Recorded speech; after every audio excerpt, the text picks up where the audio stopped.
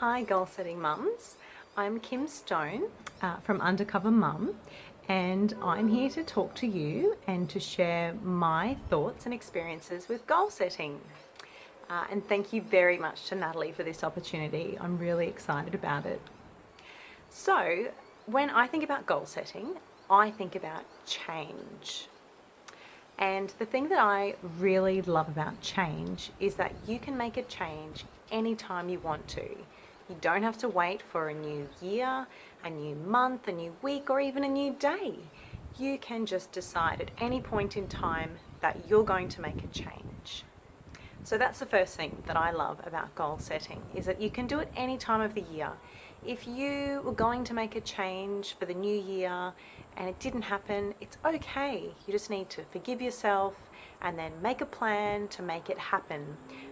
And that goes for any time of the year. You don't have to wait for a new year. That's what I actually do in my own life. I don't necessarily make New Year's goals or resolutions. I do if I feel like I need to.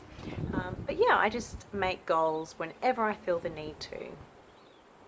Now, the thing about making change and making goals is that the change has to be lasting. So you can't think of it as a temporary change in your life. You have to think about it as a change that you're willing to make for the rest of your life. And initially, that change might be about reaching a certain milestone or several milestones along the way to a big goal. But after you've made the change and you've seen the results of that change, you then need to maintain that as well. So I also think about maintenance goals. So as an example, last year, my goal at the start of the year for 2016 was to get stronger and lose my baby weight from my second baby. So I worked with a physio to make sure that I was returning to exercise safely. And then when I did return to the gym, it was about the small change of turning up to the gym, 3 times a week and doing it over and over and over and seeing the results.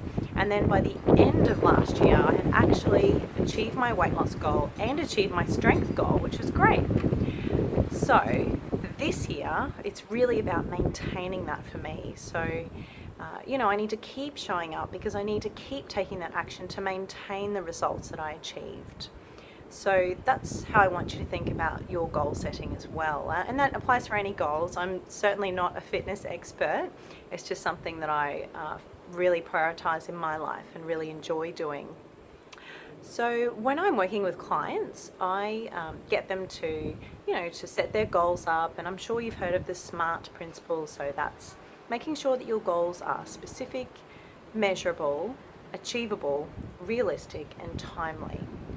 And I emphasize the realistic part of it because for mums, we need to be really sure and make sure that it's realistic because we've got so much other things going on in our lives. So if our goals are not realistic, then we're not going to do them. We're not going to make the change, and we're probably not going to see results. And the other thing that I encourage my clients to do is to review their goals. So once you start making the change, you need to be reviewing that change that you're making every 2 weeks. And part of that is about celebrating when it is working, when you are putting in the effort to make the change. But the other part of it too is that sometimes we come across self-imposed limits. So sometimes there are reasons why we're not seeing results or we're not in fact making the change that we said we would make. So it's really important to do that. And another point is to have accountability in your goal setting. So, you could have a friend or a family member that's helping you with this. You could also hire a coach or a mentor. And that's a really powerful way of making sure that you're making the change and it's lasting change and that you're seeing the results. Because planning is one thing, but the more exciting part and the more challenging part is to actually stick with it, stick with the action. But you also need to review because if something's not working, you might need to tweak the action that you're taking as well. And I've already alluded to it, but another thing too is that if you have a really big goal that you want to achieve, then you need to break that down into smaller, more incremental goals. Because otherwise, if you focus on just the big goal and trying to make a really big change, sometimes it can be really overwhelming and unrealistic. And then we feel like we're failing, so we stop. Whereas if we have incremental goals that lead us to achieving that big goal, then it's much more motivating and it feels good. It feels much better to be achieving along the way than it does to be failing as well. So that's my experience with goal setting. So it's about setting goals that you are excited about and taking action, consistent action, having an accountability, having a review, getting into the habit of reviewing the action that you're taking and the goals that you've set. Don't just set and forget. That's not how goal setting works. So I hope that I've given you some interesting thoughts to think about your own goal setting.